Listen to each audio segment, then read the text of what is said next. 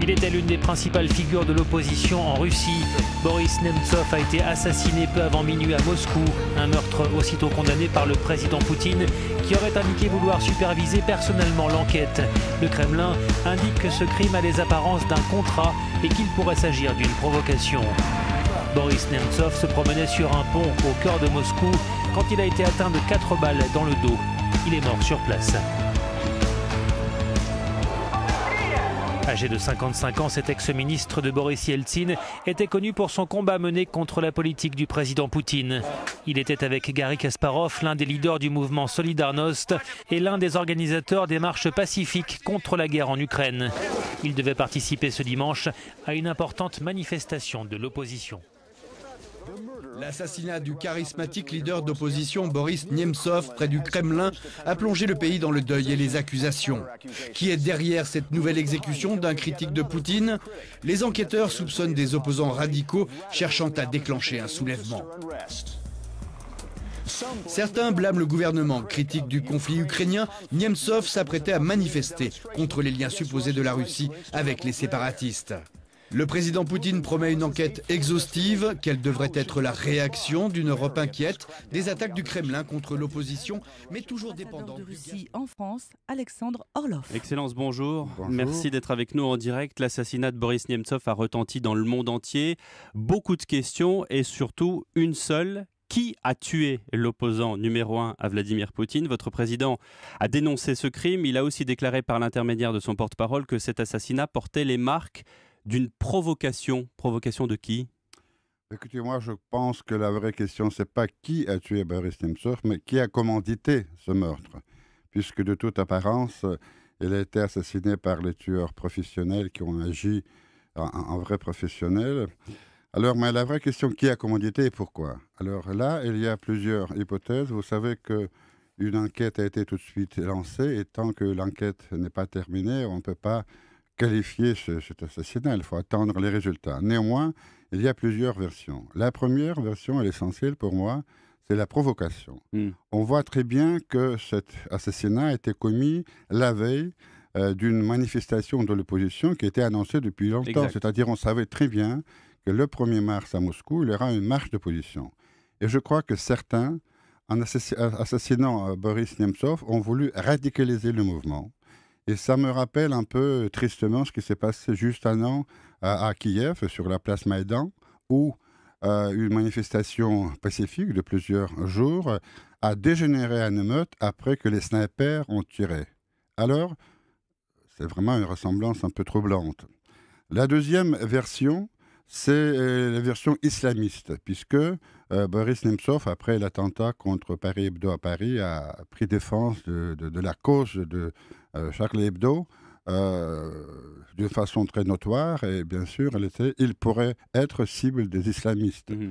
Et enfin, la troisième version, ce sont les règlements de compte personnel ou les motifs crapuleux. Alors, c'est l'enquête qui nous dira.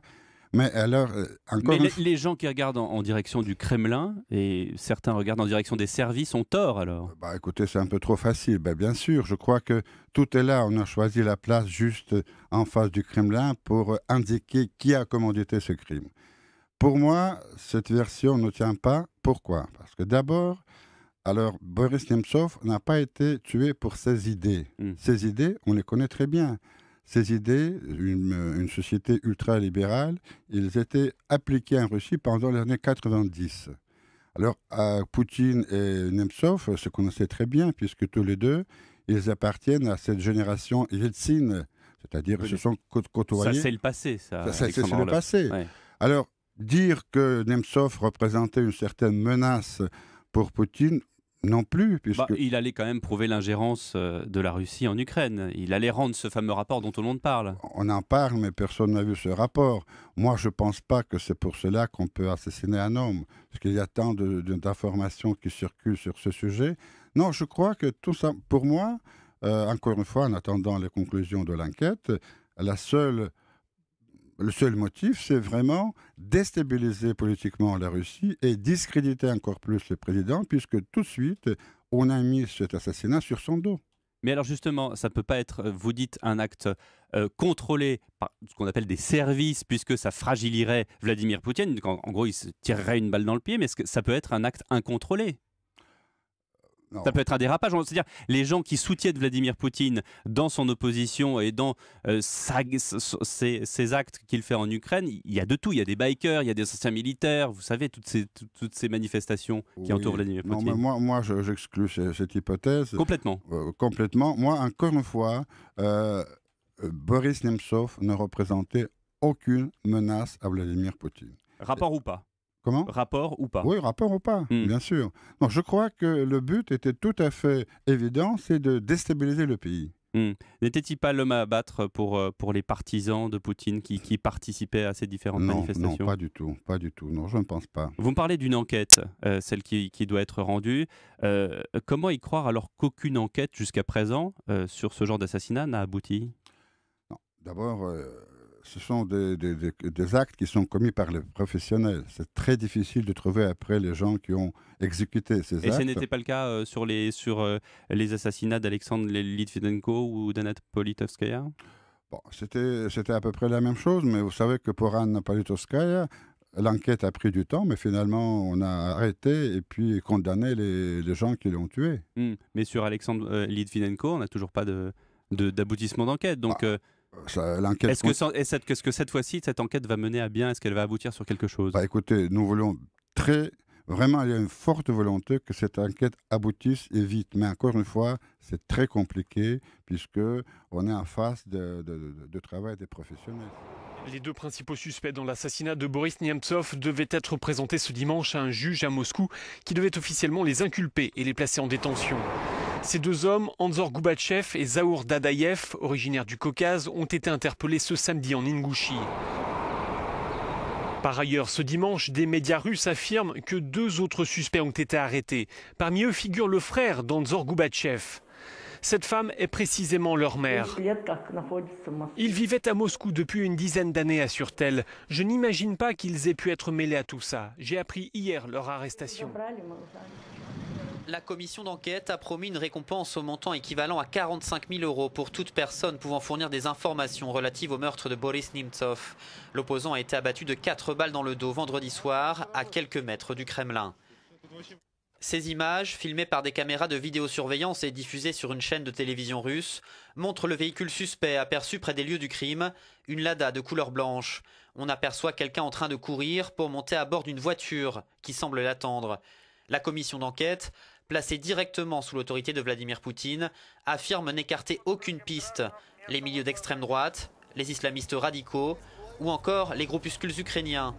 Toutes, sauf une, l'élimination d'un fervent opposant à la politique du président russe.